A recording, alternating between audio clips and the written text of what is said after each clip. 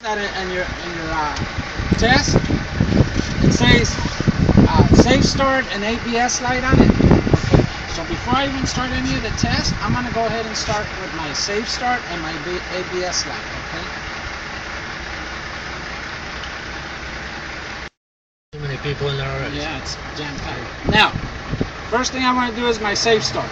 I'm gonna go ahead and push the clutch down. Make sure my truck is in neutral. Hold on. I'm going to go ahead and turn my key to the on position. Okay, I'm going to let it beep. Okay, I'm going to go ahead and fire it up. I'm also looking for my ABS light. Here it is. It should go off. There it is. Alright. Now, I made sure my truck's in neutral. I'm going to let go of the clutch now. First test I want to do is my low air warning. Now, on this test, it could either be a light or a buzzer. It must be activated between 55 and 75. So I'm going to go ahead and start my test. I'm going to pump my brake down. Now, watch your gauges, your primary and your secondary. Once they get close to 60, slow your pumping down. Because the alarm will go on once it hits 60. Watch. There it is. See that? My primary is at 60. My secondary is at 60. This was a good test because it was activated between 55 and 75. Next test I like to do is my air compressor cutout. It must cut out no higher than 130 psi. So I'm going to rev it up to 1200 RPMs. And I'm going to wait until my gauges stop rising. You guys can hear me up there? Yeah.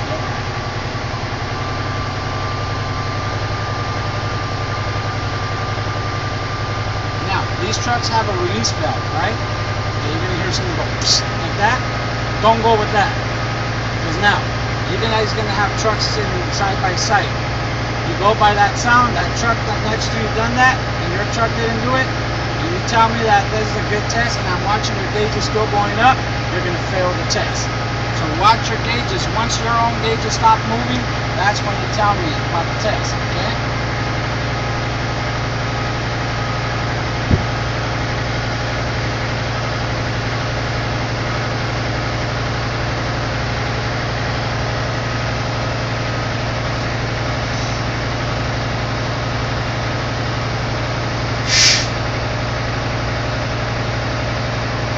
My gauges are no longer moving. I'm going to let go of the throttle.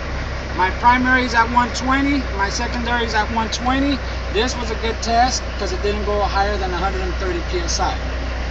Next test I like to do is my air compressor cut-in. It must cut in no lower than 85 psi. The thing I'm going to do is I'm going to stomp on my service brake as hard as I can, and I'm going to watch my gauges drop. I'm going to watch.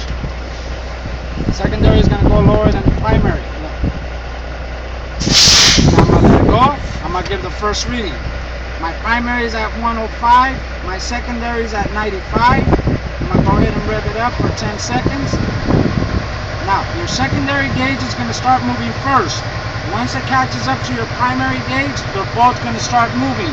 Once you see that primary gauge starting to move, that's when you give the reading again. Now, you see it moving?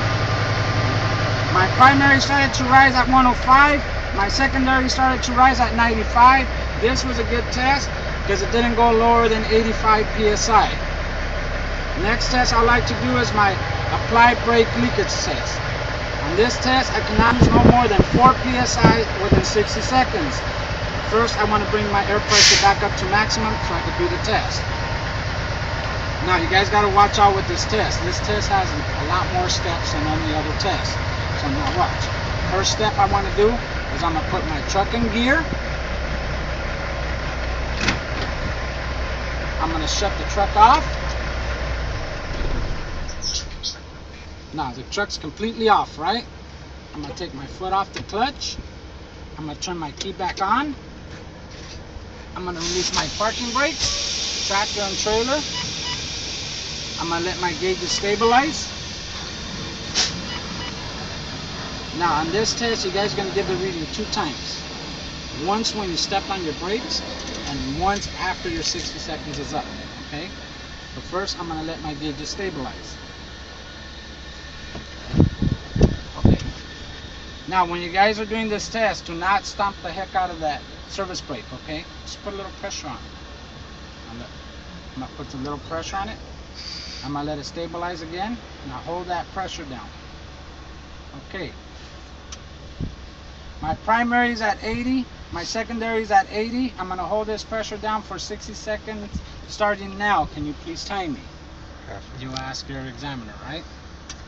So your examiner is gonna be timing you. Once the examiner tells you, okay, your time's up, you're gonna give me the second reading, okay? Let's say it's time's up. Primary still at 80, secondary still at 80. This was a good test because I did not lose no more than 4 psi in 60 seconds. Now, if you guys notice that you lost more than 4 psi, you guys are gonna tell us this is a bad test because I lost more than 4 psi within 60 seconds, right? Once you're done explaining that, you let go of the brake pedal. Next test I like to perform is my spring brake test, okay? Now, my spring brakes should pop out between 20 and 45.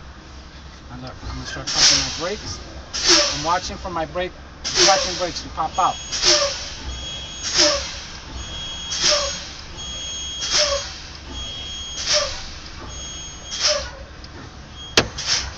There it is, right? My primary is at 30, my secondary is at 30. This was a good test because my spring brakes popped out between 20 and 45. Okay. Now, next test I like to do is my 3-way brake test. Okay. Now I'm gonna go ahead and do another safe start. First, I'm gonna push the clutch in, take it out of gear. I'm gonna go ahead and fire up my truck. I'm gonna bring my air pressure at least up to 100 psi so I can perform the next test.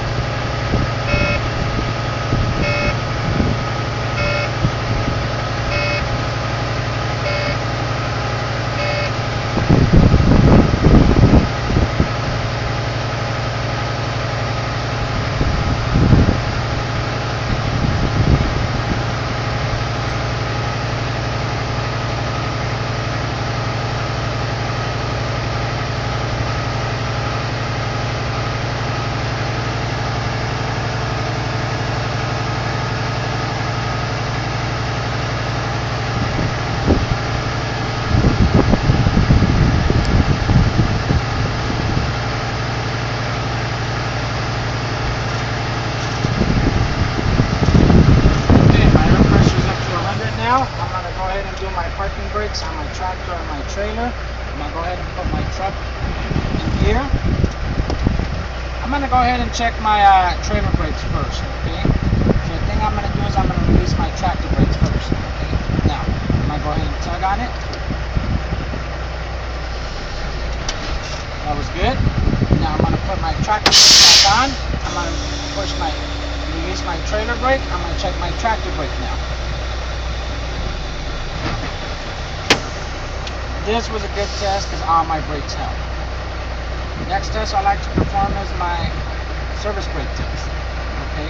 Would you like me to perform this test, or would you like me just to verbalize this test? It's your choice, right? So I'm going to just verbalize the test. I'm not going to move it. Okay. First thing I'm going to do is I'm going to put my truck in gear. I'm going to go ahead and move my vehicle forward 5 miles an hour forward. I'm going to have both hands on the steering wheel, open hands on each side of the steering wheel. I'm going to gently step on the brake. I'm looking to see if it pulls me to either side. If it pulls me to the left or to the right, it can indicate two things. It could either be that my brakes are out of adjustment, or I got a flat tire. And that concludes my air brake test. Now, I'm going to go ahead and do the in-cab inspection. Okay. Now, I'm going to start with the closest thing to me, which is my seatbelt. Right? I'm going to check my seatbelt. I'm going to make sure it's not cut, frayed, or damaged in any way. I'm going to make sure it latches and unlatches freely. Next thing I would like to check is all my mirrors. You notice there's a whole bunch of mirrors in these trucks, right? So the thing I'm going to say is I'm going to check all my mirrors. I'm gonna make sure that none of my mirrors are broken, loose, or missing, that they're all in good working condition. Now I'm gonna check my windshield. I'm gonna make sure there's no cracks, no pivots, no illegal stickers on it, and make sure it's in good condition. I'm gonna check my windshield wipers.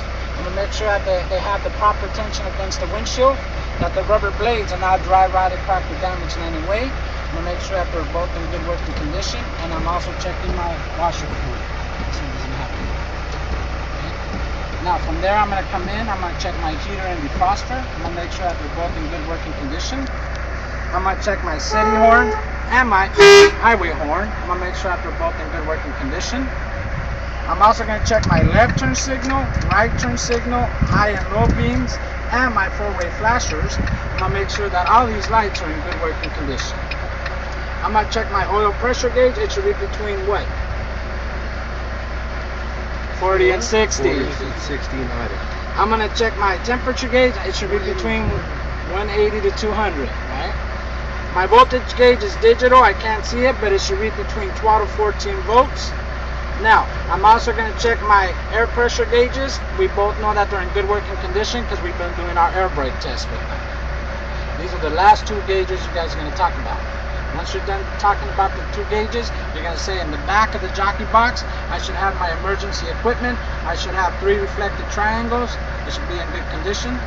I should have a fire extinguisher, properly mounted, ring tag, up to date, and a safety pin in it.